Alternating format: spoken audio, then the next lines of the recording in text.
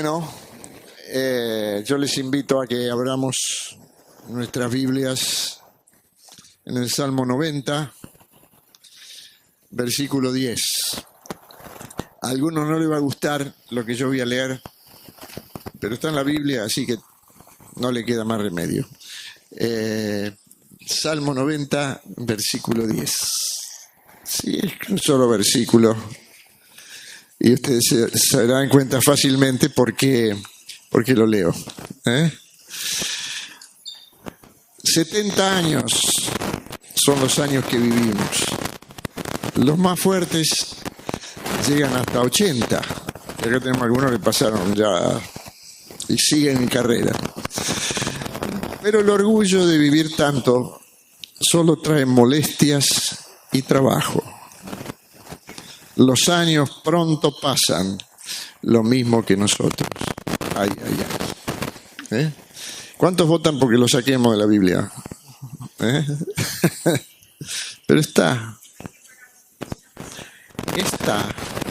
Y si está, lo que es la Biblia es la palabra de Dios.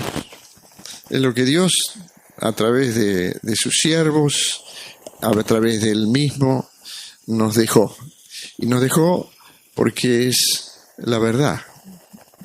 La palabra de Dios es la verdad. Y lo que dice aquí es fuerte. Y les digo que, bueno, obviamente cumplí 70 años y me di cuenta que esto es así. Que es verdad. 70 son los años que vivimos. Cuando vivimos más que esto deberíamos estar muy agradecidos a Dios.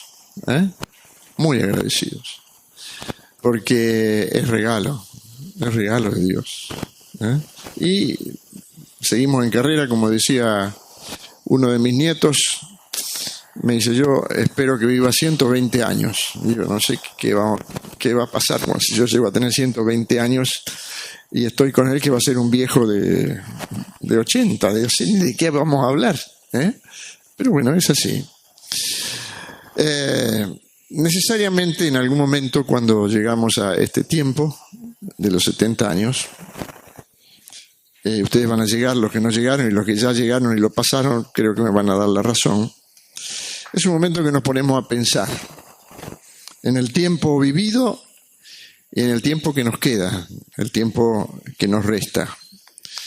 No es un ejercicio fácil y tampoco en un sentido agradable, porque uno empieza a contar los caramelos que le quedan y se da cuenta que la bolsita tiene pocos. No son cuando los chicos teníamos la bolsita llena de caramelos. Los caramelos son pocos, como decía alguien muy bien. Cuando los caramelos son muchos, uno los regala, no tiene problema, los pierde. Pero cuando quedan pocos, los saborea mejor y lo reserva para el momento adecuado. Lo que dice el Salmo, y quizá para mí lo que más me apela, y quisiera comenzar por allí, es que los años pasan pronto. Los años pasan pronto, más pronto de lo que nosotros pensamos. La vida es un regalo de Dios. Todos nosotros deberíamos estar muy felices de estar aquí, de estar vivos, de agradecer a Dios por el don de la vida. Y la vida es un don que merece ser aprovechado, siempre. Y es difícil cuando somos jóvenes anticipar cómo será nuestra vejez, ¿no? Yo creo que es razonable que los jóvenes no piensen en su vejez. Sería insano. También empezando a ser cuando empiecen los achaques y cuando se le arrugue la cara. No, por favor, un joven que piensa así está pensando mal. Por eso la Biblia también, como dije, lo que dijimos antes, tiene otro pasaje en Eclesiastés 11:9. Si quieren, escúchenlo, no hace falta, es un solo versículo, donde Eclesiastés, el predicador, con mucha sabiduría y también muy, como diría, con una mente muy fría, dice, diviértete, joven. Diviértete. Si algo los chicos quieren hoy es estar divertido, ¿sí? Cuando algo no es divertido, largan su famosa frase, me aburre, estoy aburrido. Entonces, ¿vieron cuando los nietos, aún los chiquititos, ¿no? ¿Cuál es la frase temible que yo temo escuchar cuando estoy con ellos? Me aburro, abuelo, estoy aburrido. Los jóvenes dicen lo mismo. Por eso el predicador dice, diviértete. Está bien divertirse. Diviértete, joven, ahora que estás lleno de vida. Hacé las cosas que a lo mejor después no las vas a hacer. Disfruta de lo bueno ahora que puedes.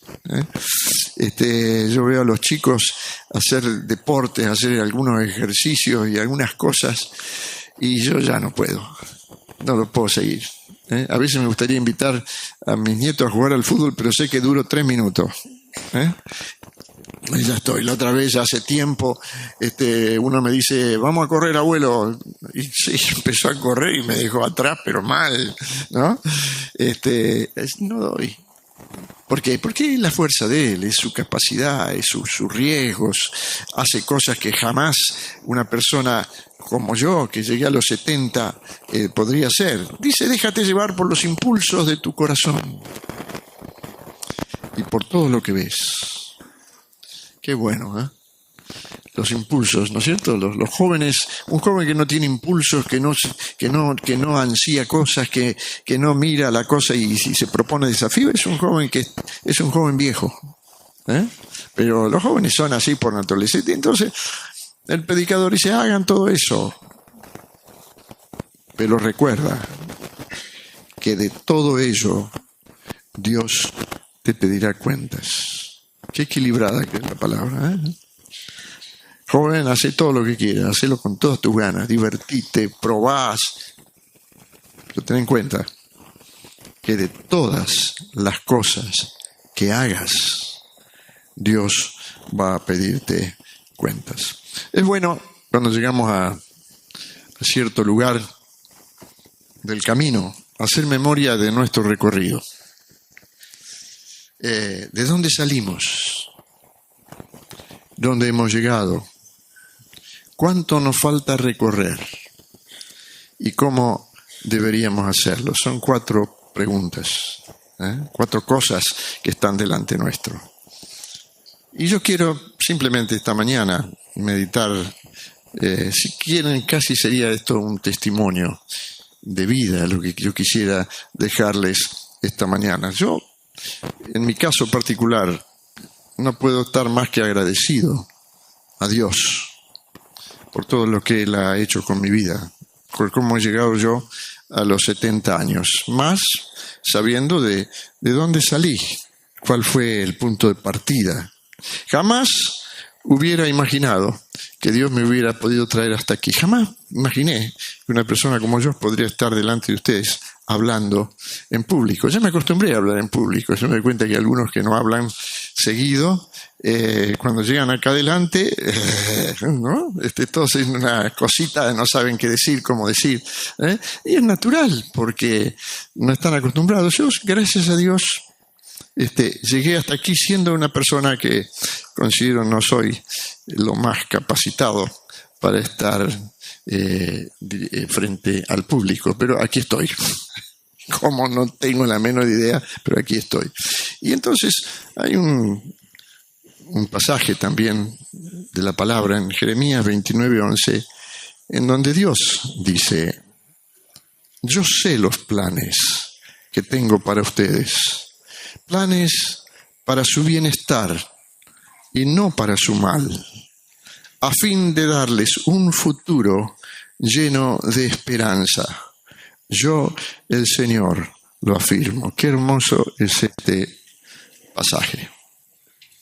Qué hermoso es. Y pocas veces en la Biblia aparece esta palabra, futuro. Futuro.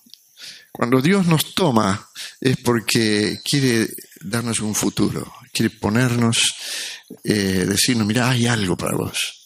Es muy común entre los evangélicos decir, cuando alguien le predica a alguien, Dios tiene un plan para vos. Y a veces lo decimos mecánicamente. Pero es cierto, Dios tiene futuro. Ustedes saben, yo me acuerdo, la tía de Juan, una vez escuché algo que ella comentó de África, no sé si fue tu tía o fue tu papá, que me comentaba que en África, en esos países extremadamente pobres, la palabra futuro no existe. No hay una palabra, porque no hay futuro. Y Dios, sin embargo, acá nos dice a cada uno de nosotros, yo tengo planes para vos y tengo un futuro para vos. Y un futuro, como dice aquí, lleno de esperanza. No solo es un futuro lleno de esperanza. Así que cuando yo repaso mi vida, me doy cuenta que el Señor ha cumplido esta palabra y el Señor me dio algo que jamás en mi vida hubiera pensado que podría llegar a ser. De alguien como yo, incapaz, muy introspectivo, muy cerrado, que con dificultades para relacionarme fácilmente con otros, Dios me trajo hasta aquí. Me permitió formar una familia cuando pensé que mi camino era por otro lado. No iba a ser cura, no se preocupen, pero me gustaban otras cosas, me gustaba la física y otras cosas, y Dios me fue llevando por un camino muy particular y me permitió formar una familia y tener hijos y tener nietos y tener amigos y poder servir como sirvo en medio de una comunidad tan hermosa como esta. Nací en una familia humilde. Quizá ustedes escucharon esto, pero yo quisiera refrescar algunos puntos. Yo nací en una familia humilde. Mi familia ni siquiera era una familia de lo que diríamos clase media, o como decía Tato Bores, clase media tirando un cuarto. Clase media era sencilla. Mi papá fue un inmigrante italiano que vino de Italia a los 12 años en un barco solo, porque Italia estaba en una pobreza extrema allá por el año 1929, 1030, época de una gran depresión mundial. Así que Argentina era uno de los países soñados, y él vino aquí en un barco solo. Yo no me imagino, uno a los chicos hoy no lo deja ir ni al colectivo a 20 cuadras, y este chico vino solo en un barco, tartamudo, sin una instrucción. Mi papá nunca terminó el primario, pero sí lo llevaron, le enseñaron un oficio que era el de sastre, no desastre, sastre. Al revés, fue un sastre muy bueno. Cuando estuvimos en Italia, me llevó mi tío a ver el pueblo donde él aprendía el oficio, Guardiagrele se llamaba el pueblo, y fuimos por la casa donde él había estudiado, y la casa estaba igual, una casa toda con frentes de piedra. Y yo me acuerdo de mi papá, las pocas veces que algo hablaba de su infancia, me decía que el maestro le enseñaba, tenía 8, 9, 10 años, le enseñaba el oficio de sastre, y si no hacía las cosas bien, ¿sabe qué hacía? Lo fajaba. Esa fue la infancia de mi papá. No digo que lo mataba a golpe, pero le pegaba, creo que en las manos o algo así. Alguna vez él me contó, ya digo, las pocas veces que él contó algo de su infancia.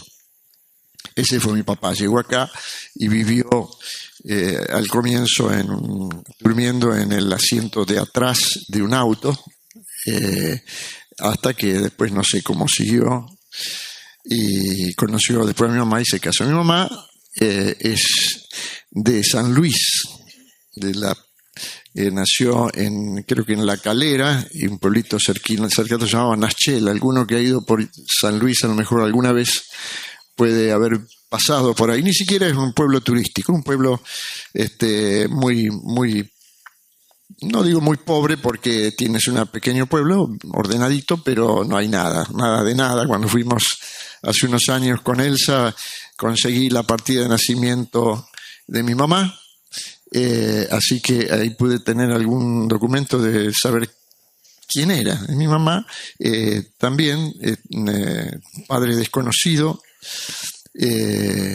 y su mamá jamás que yo recuerde no me dijo una sola cosa de su mamá. En realidad fue criada por las hermanas mayores de mi mamá, algunas tías, las tías viejas, como le decíamos entonces, pero nunca supo mi mamá nada.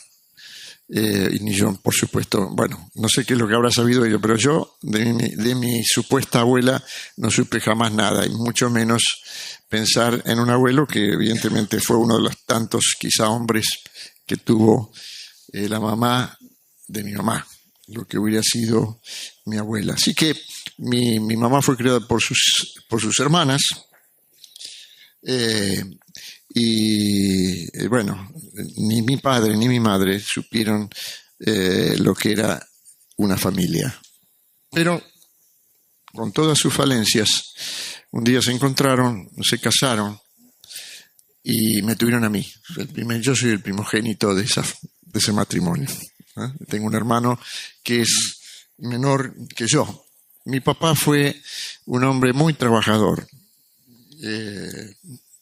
de muy pocas palabras, porque, como yo digo, era tartamudo, así que no se relacionaba fácil con otros, pero muy trabajador, muy responsable, muy honesto, y supo mantener su matrimonio durante todo el tiempo que ambos vivieron. Mi mamá falleció joven, a los 61 años, pero el tiempo que ellos estuvieron juntos, que estuvieron casados, aunque yo sabía de sus discusiones porque las escuchaba, se mantuvieron juntos, estuvieron allí firmes, criándonos, educándonos. Nunca vi violencia entre ellos, sí discusiones, pero nunca violencia. Como partiendo de esto, obviamente yo no supe lo que era tener abuelos, nunca tuve esa bendición de tener abuelos, porque los abuelos, chicos, es una bendición. ¿Sí? Abuelo, el que tiene abuelos encuentra el bien. No dice la Biblia eso, pero yo lo digo. Los abuelos son un regalo de Dios, tanto para los nietos como para los abuelos. Como no tuve abuelos, tuve tías. Y las tías ocuparon, de alguna manera, ese espacio en la familia que debían haber ocupado los abuelos. Y tuvimos tías de todo tipo de tías, ¿no? Como son las tías que hay por ahí. Tuve una tía italiana, se llamaba Dominga, mi tía Dominga. Mi tía Dominga, muy también pobrecita, vino chica, no sé mucho la historia de ella, pero de la pobreza extrema de Italia, y acá, como había sido tan pobre, ella quiso tener todo lo que se podía tener, y todo lo que se podía tener era comida. Así que en pleno centro de Palermo, Scalabrini Ortiz, y no me acuerdo qué otra la calle era, que hoy es un lugar, bueno, lo que conoce más o menos capital, un lugar muy central de Palermo. Ella en su terraza tenía conejos, tomates, zapallo, lechuga, todo en grandes macetones en la terraza, ¿no? Gallinas. Y cuando íbamos a su casa, ella, su gran manera de agasajarnos era darnos comida. Ma ¿por qué no come? Ma mangia que te va bene, ¿no? Así y dale. Y ella, eso era su forma de expresarnos su amor. No tenía otra manera, pero lo hacía así. Y tenía mis otras tías, las tías autóctonas, las de acá, las de Argentina. Esas malcriaron a mí, especialmente a mi hermano, a mí no tanto, ¿no? Como no había abuelas, era una costumbre de que fueran madrinas. Entonces, eran madrinas de sus sobrinos. Y creo que unas cosas no hicieron muy bien. Pero bueno, eso fue mi infancia. En ese ambiente me crié. Mi infancia fue muy diferente a la de mis nietos, a la de hoy. Muy difícil transmitir, no solo ya a los nietos, sino creo que incluso a los hijos, cómo fue nuestra infancia. Fue una infancia muy diferente. El barrio donde vivíamos, yo Yo nací en la capital, estuve hasta los 5 años en Maipú y Tucumán. Los que conocen la capital, el microcentro, clavado. Vivíamos en lo que se llamaba en ese entonces algo así como un conventillo. Mi papá vivíamos en una punta de esa esquina y en la otra punta mi papá tenía su taller, lo alquilaba, tanto uno como el otro eran alquilados, así que estábamos allí. Yo me acuerdo, tengo algunos vagos recuerdos de ese tiempo. Me acuerdo que iba a una escuela primaria que estaba en la calle Reconquista, casi Corrientes, una hermosa escuela, todavía paso, está tal, creo que más o menos como la conocí, funciona, y lo que siempre me acuerdo es que daban un desayuno con medialunas. Pero eran bárbaros, buenísimo. Estoy hablando ya de casi la década del 50, 51, 52. Era la época de Perón, y había, en ese sentido, había un gran cuidado de ese tipo de cosas. Un tiempo muy particular de la Argentina. Menciono esto porque creo que a veces tenemos que llegar a ubicarnos. Yo les cuento, como para que sepan un poquito de dónde venimos, ¿no? En un tiempo muy, yo diría en cierta medida próspero de la nación, tenía muchas posibilidades. Había terminado la Segunda Guerra Mundial y Argentina era el granero del mundo. Era un paraíso. Yo vine en un paraíso. Era un paraíso. El granero del mundo. Así que yo vivía, después a los 5 años, mi papá con su trabajo había comprado una casa a través del crédito del banco hipotecario, construyó la casa en Carapachay. Así que Carapachay no es tan lejos. Cuando alguna vez decíamos Carapachay, no decías Carapachay, me miraban así, ¿no? Algunos pensaban que estaba en el Tigre, porque estaba en un río Carapachay. Decían, no, es acá nomás, digo, acá. Y Carapachay era lindo. El único problema que tenía era que era como una isla, porque en ese entonces todo se inundaba y cuando llovía no había forma de salir de allí. Y miren cómo sería, alguna vez yo lo cuento y algunos me creen, pero a 3 cuadras de mi casa mi papá había hecho un lindo chalet sencillo, se podía en ese entonces, un lindo barrio, nada lujoso, pero un barrio clase media, y a 3 cuadras de mi casa el pavimento estaba tan roto que se había hecho una laguna, y en esa laguna íbamos a pescar nosotros. Créanme. Castelli, no sé si alguno conoce la calle Castelli, conocen Carapachay, Castelli un poquito más yendo hacia Panamericana de Drisdalen se llamaba entonces, 4 o 5 cuadras, ahí íbamos a pescar en la calle. ¿Qué le parece? Ese era mi barrio. Y teníamos yo me acuerdo del barrio también, la gente del barrio, nosotros íbamos a jugar a la pelota, al fútbol, ahí nomás, enfrente de mi casa. Iban todos los chicos del barrio y jugábamos, y salíamos en bicicleta, y no había problema. Jugamos a las bolitas, ya no se juega más a las bolitas, ¿no? Ya me olvidé. Íbamos a las figuritas, eso era nuestro juego, andábamos, ya digo, en bicicleta, que fue un tiempo lindo. Yo digo, lo guardo como un lindo recuerdo. Las familias se conocían, celebrábamos algunas fiestas juntos, la gente salía a la calle, ponía su comida. No teníamos una gran relación, pero había una relación cordial. Había el clásico, pobre, a veces algunos medio tocados de la sinfonía en el barrio, había algunos que daban vueltas por ahí, y tenía 2 dichos que siempre me quedaron grabados. Y decía, ¿qué culpa tiene la guitarra si el cantor no tiene voz? ¿No? Y después decía, ¿qué me importa la madre si la hija me quiere? Eran sus 2 dichos, yo lo escuchaba y decía, pero ponía un poco de simpatía en el barrio, escuchaba el pobre tipo, andaba por ahí dando vueltas. Bueno, ahí me crié. Los vecinos se conocían, los chicos íbamos por lo general todos al mismo colegio, a la misma escuela del barrio. No había micros porque íbamos caminando. No había micros, no había mochilas. Ese castigo que le dan a los chicos hoy no existía. Hoy yo veo a veces mis nietos, tienen una mochila que pesa más que ellos.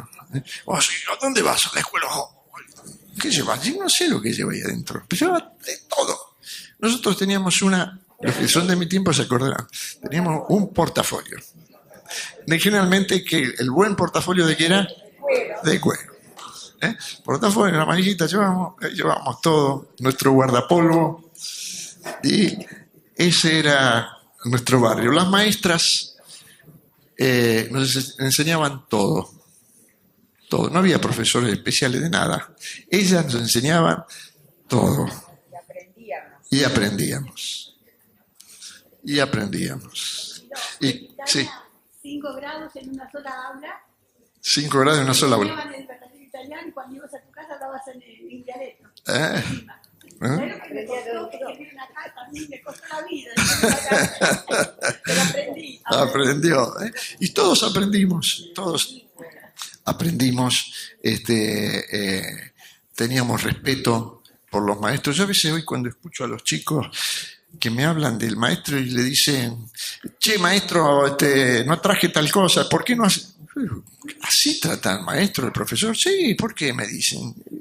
Me suena tan extraño, porque vivimos en otro tiempo. Las maestras enseñaban todo y también en un sentido eran la segunda mamá. Cubrían con mucha amplitud a la vida. Esa fue mi primaria. Y después llegó la secundaria. La secundaria fue un mundo diferente. La secundaria era generalmente, había algunos colegios que eran los que todos queríamos ir, todos los que tenían alguna vocación ya más definida querían ir. No todos los colegios eran lo mismo. Y yo me pongo de pie, ya estoy de pie, yo fui al Otto Krause.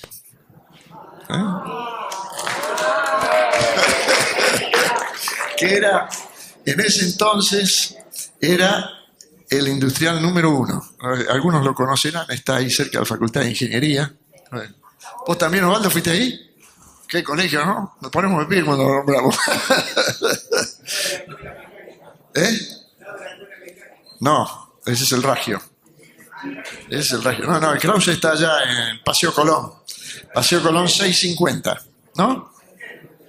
Entre Chile y México. Toda una manzana. El colegio es toda una manzana. A mí, mi amigo Fernando está ahí cerca, lo ve todos los días. Debo decir que cada vez que paso por ahí me agarra una cosa, ¿no? Decir, bueno, yo estuve acá adentro.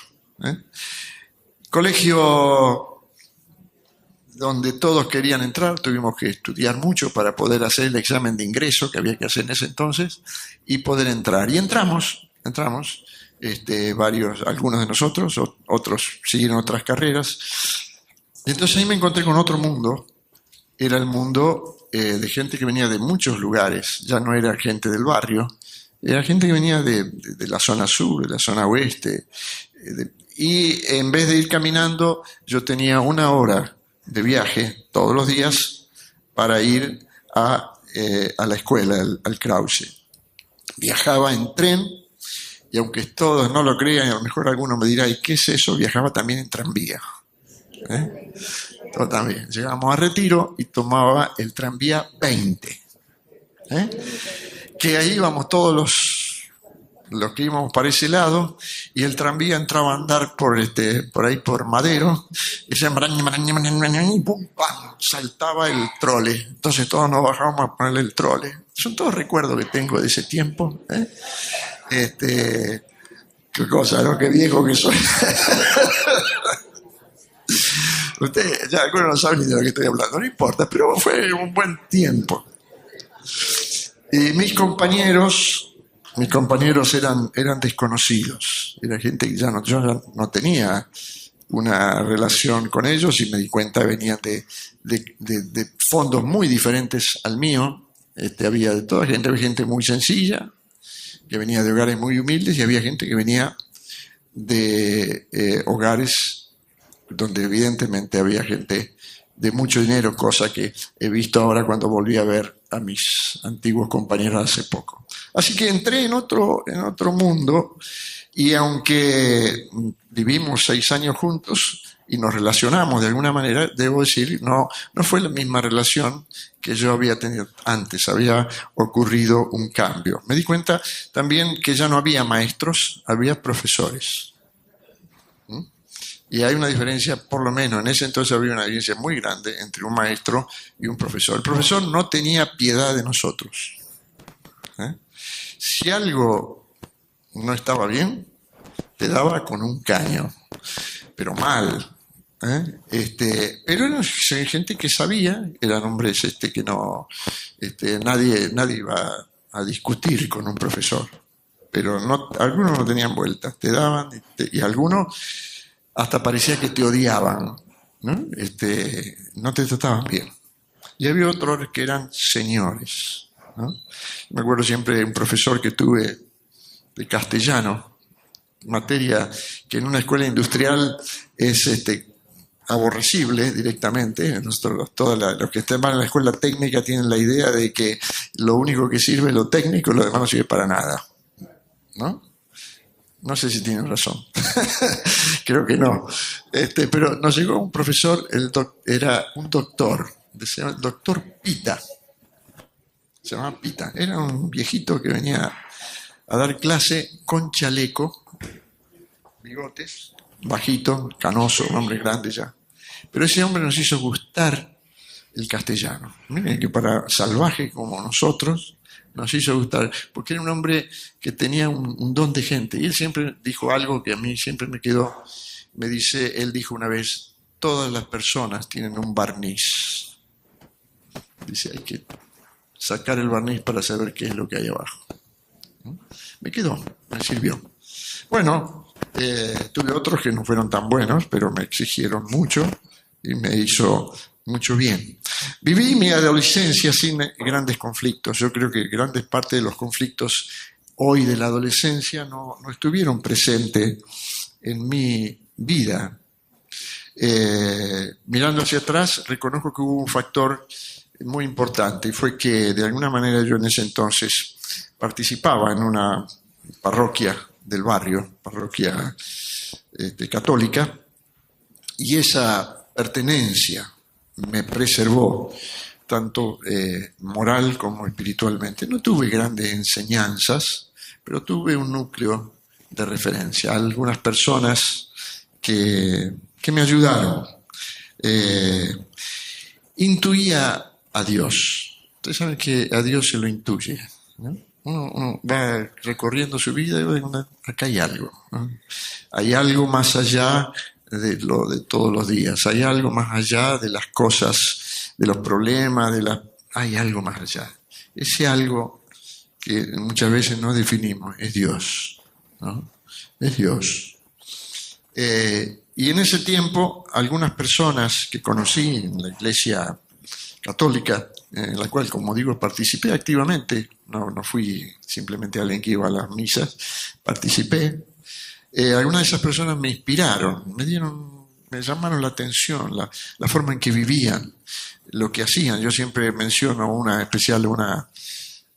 chica grande que vivía con su mamá en un local muy pequeño. Ella era la presidenta de la Legión de María de Villa de Lina.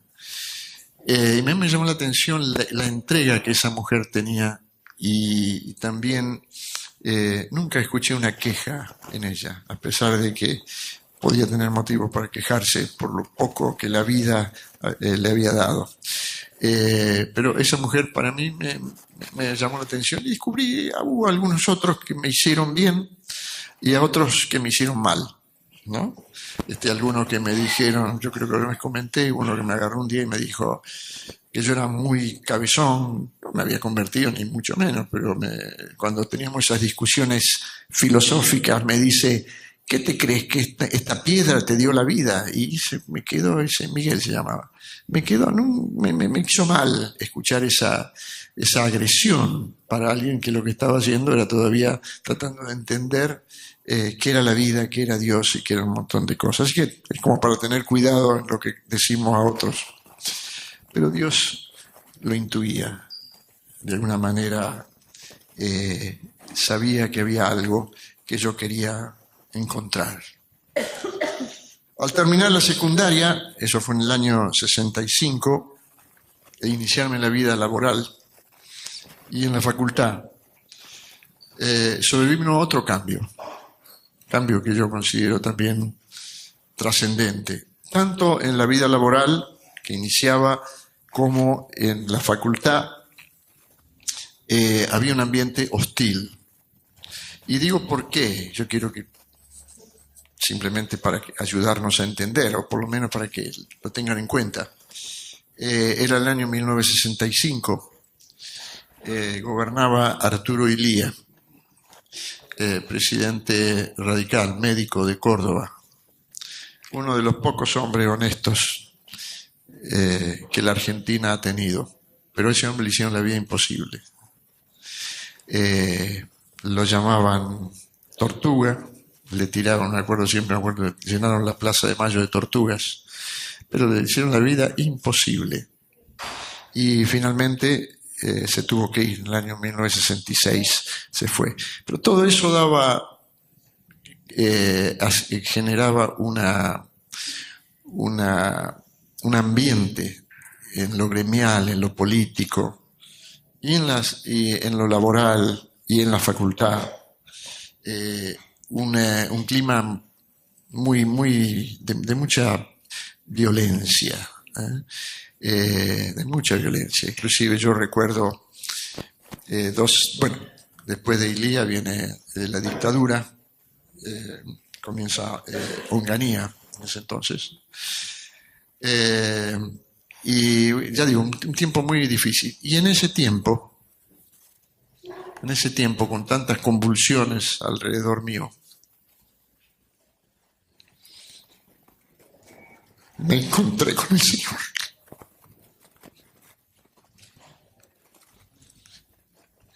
Interesante, ¿no? Todo alrededor parece caótico, pero uno está buscando algo. Y no importa lo que esté pasando alrededor. Si la búsqueda es sincera, nos vamos a encontrar con Dios. ¿Sí? Del caos puede surgir la bendición. Así que ahí, en forma casi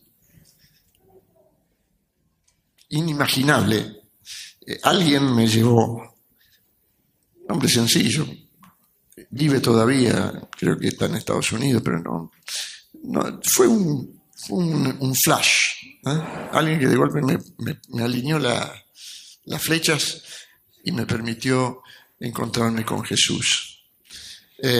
Yo sabía de María mucho y sabía algo de Dios, pero no sabía nada de Jesús.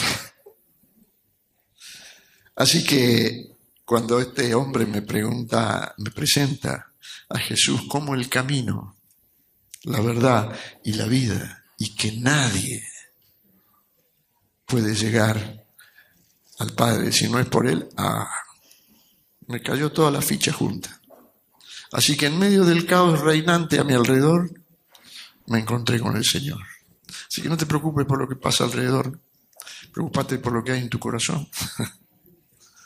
Ahí es donde Dios se encuentra con nosotros. En ese trayecto, dos buenos amigos me acompañaron. Uno era Alberto Boncini, hoy en Bariloche, y Eduardo Dugo, que ustedes conocen muy bien, con el cual tenemos una amistad de muchos años. Y entonces, en ese todo, después de estar, no voy a dar muchos detalles, pero después de estar en la iglesia evangélica unos meses nomás, conocimos de lo que se llamó el movimiento de renovación. Nos enteramos que Dios estaba renovando a la iglesia, y no solo a la iglesia evangélica, sino también a la iglesia católica. De ahí nace muchas veces ese acercamiento que muchas veces algunos de nosotros siempre tenemos hacia nuestros hermanos católicos. Fue un tiempo hermoso. Conocimos la renovación en un salón de fiesta. No sé, no había reuniones en la iglesia porque había bastante lío con ese movimiento de renovación en la iglesia, así que teníamos que reunirnos en salones alquilados, salones de fiesta en la calle Catamarca. Creo que Marta y Ángel deben haber conocido, no sé si alguno más, Antonio quizá, Claudio. ¿Eh? ¿Cuánto conocieron ese salón famoso? Adriana. ¿Eh? Pero fíjense, somos... Ah, Nancy también. Vos ibas, que te llamaban en la cuna. Ese fue el comienzo, un movimiento de renovación. Quizá te estoy hablando de cosas que ustedes no saben, pero para nosotros fue tocar el cielo con las manos. Fue tocar el cielo con las manos. En 1968 conocí a Elsa y ahí también me cambió la vida. Y no le voy a contar eso porque eso es otro capítulo. Pero me cambió la vida. Y en 1970, en febrero de 1970, nos casamos, siendo muy jóvenes. Gobernaba Onganía, que estuvo de junio del 66 hasta junio del 70. Un tiempo también muy particular. Aunque algunos no lo crean, algunos querían que estuvieran los militares. Dijeron, al fin los militares. No sabíamos lo que decíamos. Pero pasó. Y bueno, ahora tenemos orden. Yo me acuerdo hace un tiempo, cuando viajamos a un viaje al sur, paramos en un lugar y vino un hombre grande, de mi edad o más grande que yo, quejándose de todo. Y me dice, tienen que volver los militares. Y yo me quedé mirándolo, digo, ¿qué hago? ¿Lo mato o lo ignoro? Pero me quedo, digo, todavía hay gente que pueda pensar que necesitamos a los militares, necesitamos un gobierno de ese tipo. Perdón que yo hablo de estas cosas, pero creo que vale la pena refrescar algunas cosas. Pero la gente estaba tan harta de todo lo que estaba pasando que pensaba que eso era lo mejor. Otra vez, en medio del caos, yo me estaba casando y era muy feliz.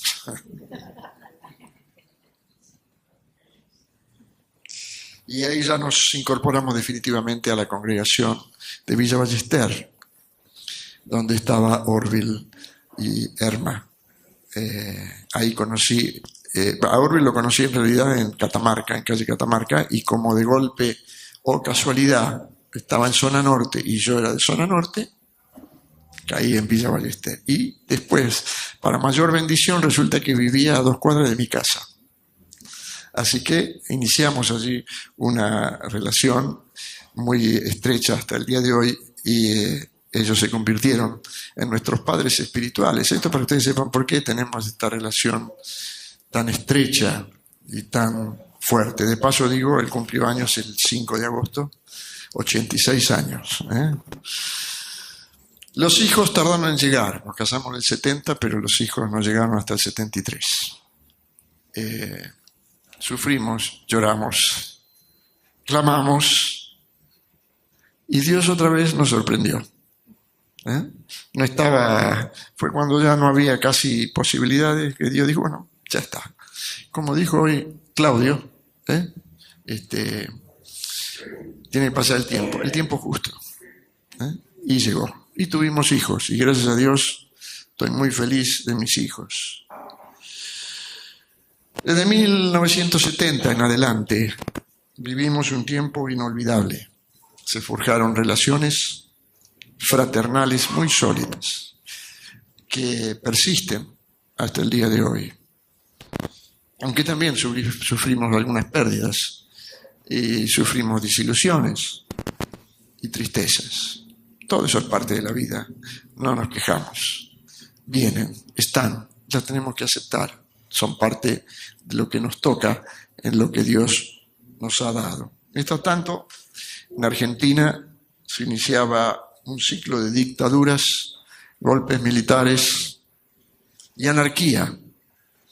cuyas consecuencias creo que nos alcanzan todavía en el día de hoy. Fueron 13 años para el país de terribles, de todo pasó, y creo que vuelvo a decir, los que vivimos esa época sabemos de qué hablamos. Los que no lo vivieron es un poco difícil, no pretendo que lo sepan, pero yo recuerdo entrar en la facultad, la policía montada con sus caballos en el hall de la facultad, ¿no? Entrando con sus caballos, piso de mármol, ellos entraban ahí a los golpes. Recuerdo en la avenida Córdoba, cuando quisimos hacer una protesta inocente de nosotros, que pensábamos que porque protestábamos por algo justo nos iban a escuchar.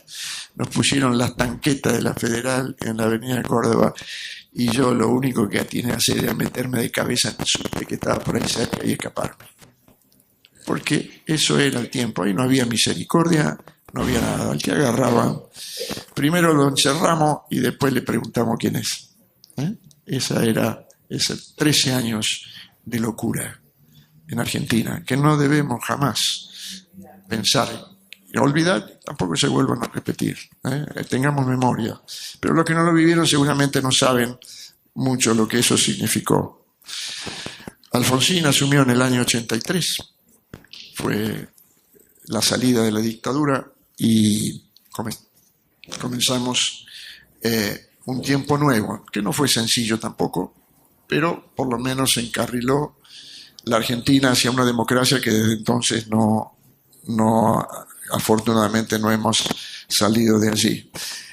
En el país, resalto otra vez, reinaba el caos, la violencia, y paralelamente Dios estaba renovando la iglesia. Qué cosa, ¿no? Dos mundos diferentes. Y si a uno nos puede parecer un poco llamativo, yo digo, leamos los evangelios. Jesús no vivió en un tiempo de paz, vivió en un tiempo de enorme conflicto, pero le enseñó a sus discípulos: ¿ustedes qué tienen que ver con esto? Ustedes no pertenecen al mundo, ustedes están fuera del mundo. Viven en el mundo y vivirán ahí, pero no pertenecen ahí. No perdamos de vista esto, hermanos. Y aunque hoy vivamos tiempos difíciles, nunca pensemos que nuestro destino está unido al destino de una nación en particular. Hagamos todo lo que podamos por ella. Hagamos todo lo que podamos, pero no nos enganchemos en cosas que no nos sirven. En 1979, con José Villores y Eduardo Duro, nos reconocieron como pastores de la comunidad cristiana de Zona Norte, que en términos legales se llama Asociación Cristiana Agape, por si algunos no saben exactamente quiénes somos eso. Pero en ese momento lo que queríamos ser era movimiento de renovación. Yo les voy a decir una infidencia, aunque esto va a salir grabado, no es un problema, pero nunca me agradó el nombre de comunidad cristiana. Porque todos piensan que es una denominación. Y sinceramente, yo no soy parte de una denominación. Yo soy parte de la iglesia, del pueblo de Dios. Y no quisiera una etiqueta sobre algo que nos diferencie de otros. Ustedes son comunidad cristiana, ustedes son esto. Cuando vino el tiempo de Anacondia, en el año 1985, estábamos ahí en ciernes todavía para definirnos, y entonces nos preguntan, ¿pero ustedes quiénes son? Y entonces ahí surgió un poco la necesidad de decir, bueno, somos comunidad cristiana. Y no, creo que fue un salvavidas de plomo. Ahora ya saben, ustedes son otra denominación. Por favor, discúlpenme si esto les molesta. Yo soy de la iglesia del Señor, que es una sola. Acepto que otros no lo piensen así, pero yo soy eso. Y comunidad cristiana soy el paraguas del cual evito que mojarme, pero nada más. Sí, ¿está bien? Perdónenme. Critíquenme después si quieren, no hay problema. En 1985, como digo, después de esa campaña de Anacondia, que fueron algo excepcional, un mover de Dios totalmente fuera de todo lo imaginable, vino tanta gente, que el Cacón Roque que estaba aquí, yo y otros grupos caseros. Todos decidimos, de acuerdo, no fue que salimos y dijimos nosotros hacemos rancho aparte. La comunidad cristiana de Zona Norte decidió que abriéramos algunos lugares, entre ellos este, pero sin olvidar que seguimos siendo una sola iglesia, y eso tenemos que seguir recordándolo siempre y trabajar para que eso sea así. Así que del año 85 comenzamos allí en Cazadores, ¿no? Fue el primer lugar siempre. Pidiendo lugares. Ah, sí, tenés razón. A la Unión Ferroviaria. Sí. Sí. Sí. Nos prestaron algunos locales, como dice Roque, de iglesia. Tiene una memoria mejor que la mía. Eso, yo debo recurrir a él porque él sabe todo. Además, fíjense, él sabe quiénes están acá adentro. Así que ojo, si no vienen, porque él lleva toda la lista. Muy bueno, Roque. Así que llegamos y comenzamos esto, y después surgió la escuela y tuvimos un lugar. La escuela también fue otro, no digo capricho porque Dios no es caprichoso, pero fue otra jugarreta del Señor para que nosotros tuviéramos este lugar. No voy a contar eso tampoco, pero fue una jugarreta. Señor, vos sabés, una jugarreta que me agarró medio mal parado, ¿no? Bueno, y aquí estamos. Y hoy tenemos esto, tenemos la escuela secundaria, pero quiero decirles algo, por lo menos lo que a mí me toca. Mi corazón no está puesto en esto. ¿Sí? Lo amo, y han hecho ahí acá varios de los que trabajan con Zaira a la cabeza, están haciendo un excelente trabajo, pero mi corazón no está aquí. Mi buena voluntad, mi deseo, todo lo que podamos hacer, pero mi corazón está hacia arriba. Así que fuimos creciendo, multiplicándonos. Hace poco Gustavo se fue para allá, para Ricardo Rojas, pero seguimos siendo la misma comunidad, seguimos siendo lo mismo, por lo menos así debería serlo. Entonces, llegado a este punto, no sé si le estoy robando más tiempo del que pensaba, pero llegado a este punto me hice una pregunta. ¿Y qué aprendí yo en este tiempo? 70 años, ¿para qué me sirvieron? Es como, alguna vez, no sé si alguno vio un video de Riccardo Muti, un músico famoso, que fue discípulo, creo, tuvo por maestro, no sé si a Toscanini. Entonces dice que un día lo llama a Toscanini y le dice, mirá Ricardo, dice, he cumplido 90 años. Él era director, creo que era Toscanini. Sí, cumplió 90 años. Y ahora me estoy dando cuenta que estoy aprendiendo a dirigir. El otro se quedó, ¿no? Y yo digo algo parecido. 70 años. ¿Qué aprendí en 70 años? Entonces, si me permiten, yo les voy a decir algunas cositas que aprendí. ¿Me aguantan un poco más? Lo primero que aprendí es que el Señor es el bien supremo. No hay ningún bien por encima del Señor. No hay nada que valga más que Él. Nada. La segunda cosa que aprendí es que Dios es soberano. Hace lo que quiere, cuando quiere, con quien quiere. No discutamos eso con el Señor porque nos va a ir mal. Él es soberano. Tercero que aprendí es que nuestro tiempo es breve, como dice el Salmo. Y además algo muy curioso, que tiene que ver quizá con la teoría de la relatividad, que a medida que pasa el tiempo parece que los años pasan más rápido. ¿Se dieron cuenta? Estamos en agosto. Yo creo que ayer fue la Navidad pasada. No, yo mido el tiempo por Navidades. Ayer ya tenemos que estar, pasamos más de la mitad, no puede ser. ¿Sí? Y para los chicos, ¿cuándo terminará la escuela? ¿Cuándo vendrán las vacaciones? Para ellos el tiempo es de goma. Para nosotros es de goma, pero se achica. Para ellos se estira. el paso del tiempo depende de nuestra edad. Lo cuarto que aprendí es que por esa razón, necesito aprovechar bien el tiempo que me queda, sin lamentarme por el que se fue. Ustedes saben, el minuto anterior, la frase que dice anterior ya quedó definitivamente en el pasado. Y en este aparato. Pero no sirve, quedó atrás. Lo que nos importa es lo que hay por delante. Y no lamentemos lo que no pudimos hacer. Lamentemos lo que en el futuro no sepamos hacer, que es diferente. También aprendí que aunque no me guste, soy un referente. Soy un referente. Los que han crecido, me han visto todos estos años, algunos me criticarán, otros me alabarán, pero a unos u otros algo les hice. Espero a la mayoría hacerle hecho bien, pero seguramente a alguno, por alguna imprudencia, por algo, puedo haberle hecho mal. Soy referente, ustedes son referentes. Y a medida que pasen los años seremos más referentes. Primeramente para los hijos, pero después para todos los que estén alrededor. Lo que ustedes hagan, lo que digan, es tomado en cuenta. Y lo que no hagan también.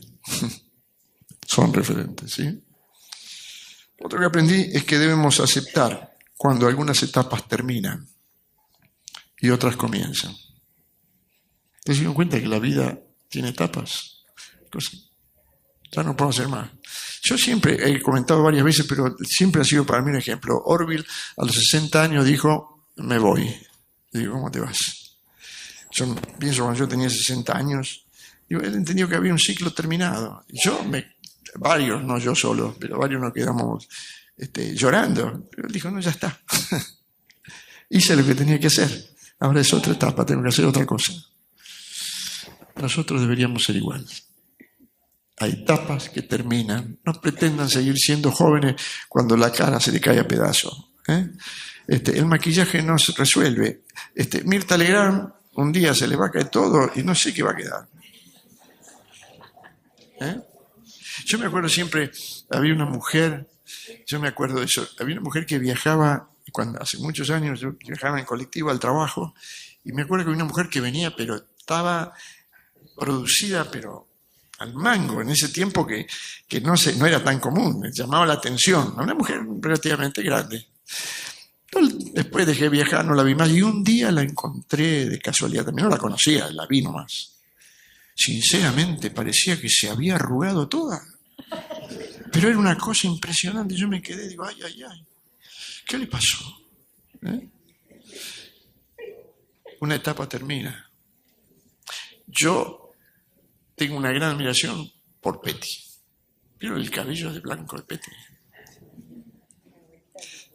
Qué bárbaro, ¿eh? Yo digo, a mí siempre digo, ¿quién? Perdón, que te alabo acá en público, pero me encanta. Me encanta.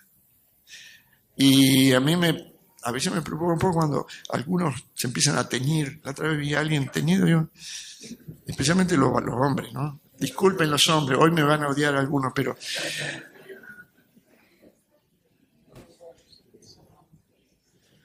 ¿qué hay que esconder? Bueno, yo no tengo mucho que esconder, pero los que tienen algo que esconder, ¿qué hay que esconder? Se acabó. Se acabó. Es otra etapa. Vivamos cada etapa que nos toca. Hay momentos en que cuando uno ya crece, los hijos se casan y uno quiere seguir tratándolo como si nosotros pudiéramos gobernar sobre ellos, sobre sus casas. No podemos. Y si seguís ahí, te van a echar a patadas. Porque sos una molestia. Sos una molestia. Yo no haría las cosas igual, seguro. Porque vos sos vos y él es él, o ella. Pero ellos tienen que hacer su vida. ¿Se entiende?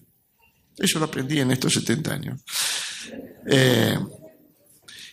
Algo muy importante que aprendí también es que los títulos no se regalan, se ganan. Pero esto sirve para muchas cosas. Sirve primero para la facultad. Cuando los que quieren estudiar tienen que pelarse el seso. Siempre recuerdo, un profesor me dijo en la facultad, no llegan los inteligentes, llegan los que sudan la camiseta. Eso llega, tiene razón. Gente muy capaz que no llega, gente muy esforzada que sí llega. Yo tuve varios compañeros, yo estudié en la tecnológica, estudiamos de noche, trabajábamos todos, y había gente grande que estaba ahí conmigo, eran gente que tenía buenos trabajos, trabajaban en las televisoras, en Canal 13 y algunos de esos, y venían y era un esfuerzo para ellos, tenían familia, y no sé si les conté otra vez, pero había uno que siempre me acuerdo, trabajaba en Philips, se llamaba Cacase, trabajaba, ese hombre le costaba estudiar, pero él estaba ahí esforzado, y salía de la facultad y manejaba un taxi para complementar lo que le faltaba. Tenía 2 trabajos y estudiaba de noche en la facultad, no sé cómo hacía. Y ese es el que dijo su frase famosa que siempre me quedó en la memoria: a veces te agarra la diarrea cerebral. ¿No? Expresaba perfectamente qué es lo que vivía. Así que los títulos se ganan, no se regalan. Y también hay otro título que no tiene que ver con el estudio, pero tiene que ver con nuestra relación. No cualquiera es un amigo. El amigo se gana con tiempo, con inversión. No se regala el título de amigo. ¿Sí? No se regala. Hay que ganarlo. Cuando uno gana la confianza, gana algo muy valioso. Cuando pierde la confianza, se pierde algo muy valioso y no se recupera fácilmente. Otra cosa que aprendí es que nuestro mejor recurso, cuando uno llega a los 70 años, ¿saben cuál es? A nivel humano, la experiencia. La experiencia es nuestro gran capital para enfrentar toda circunstancia. Yo ya estuve ahí, entonces sé de qué estoy hablando, o sé de lo que tengo que callar. Otra cosa que aprendí es que las buenas relaciones deben conservarse, a pesar de las diferencias. El tema no es que estemos de acuerdo en todo, el tema es que sepamos mantener la buena relación. Miren, si algo uno lamenta con el paso de los años es cuando pierde algunas relaciones, simplemente por una diferencia de opiniones, una diferencia de postura sobre algo. No vale la pena, lo van a lamentar toda la vida. Estoy hablando como un viejo de 70 años. Lo van a lamentar toda la vida. No pierdan sus relaciones, resuelvan las diferencias, cállense la boca si hace falta, pero no rompan relaciones, no se recuperan. Aprendí también que debemos evitar entrar en pleitos.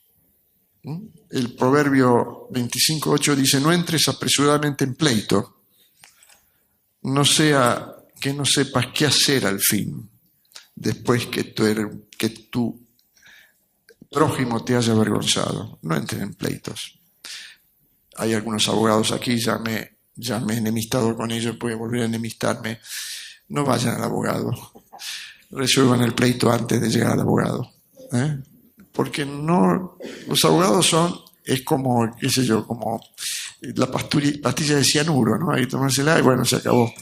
Pero lleguemos antes que eso. Tratemos de resolver y de no entrar en pleito. También aprendí que el buen testimonio, esto tampoco le va a gustar a alguno, pero ya está, a los 70 años uno puede decir cualquier cosa, que el buen testimonio pasa por el bolsillo y por asumir la responsabilidad que nos compete. Si no tenés una buena relación con el dinero, con lo material, tampoco vas a ser una persona de buen testimonio. Si te interesa tanto lo material que perturba el resto de las cosas que haces, no vas a ser buen testimonio. Y si no sos responsable en lo que haces, en tu trabajo, si la gente no puede confiar en tu trabajo, tampoco vas a tener un buen testimonio. ¿Se entiende? Por eso digo que el buen testimonio pasa por el bolsillo y pasa por nuestra responsabilidad. Que son, otra cosa que aprendí, ya voy terminando, que son los demás los que deben hablar bien de nosotros y no nosotros mismos. El Proverbio 27:2 dice, deja que otros, sean otros los que te alaben, no esté bien que te alabes a ti mismo. Otra cosa que aprendí es que todo lo que se siembra es lo que finalmente se segará. Gálatas 6, 7 y 8 dice, no se engañen ustedes, nadie puede burlarse de Dios. Lo que se siembra, se cosecha. El que siembra en los malos deseos, de sus malos deseos recogerá una cosecha de muerte. El que siembra en el Espíritu, recogerá una cosecha de vida eterna. 2 puntos más que aprendí. Que vivir sin Dios es vivir sin esperanza. Quien no tiene a Dios no tiene esperanza. Y lo último, que Dios nunca ha de abandonarnos.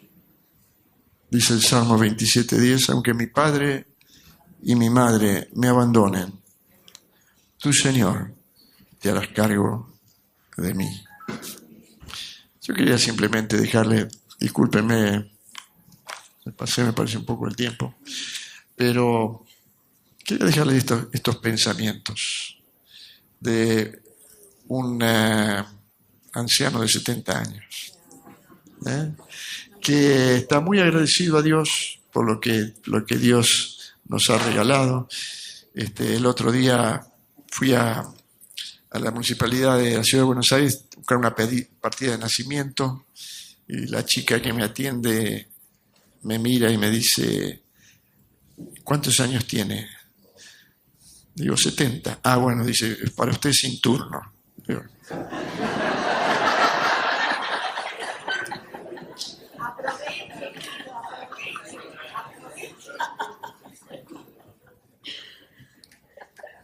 bueno, así me ven. Por más que yo me quiera decir que no es así, tenés 70 años.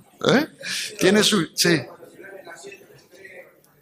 No hablemos de otras cosas. A mí me dijeron, pase abuela. Pase abuela. Así que asumamos nuestra verdad, nuestra realidad, pero sepamos que Dios nos ha dado futuro, que Dios tiene propósito para nosotros, que nuestra vida es una inversión de Dios en este mundo y que hasta el momento en que Él nos dé el aliento, tenemos que seguir siendo bendición en todo lugar donde estemos. No importa tu edad, no importa tu estado, no importa que el mundo esté en crisis, eso no tiene nada que ver. Dios tiene un plan para nosotros, Dios tiene propósitos. Y vamos a cantar, si les parece.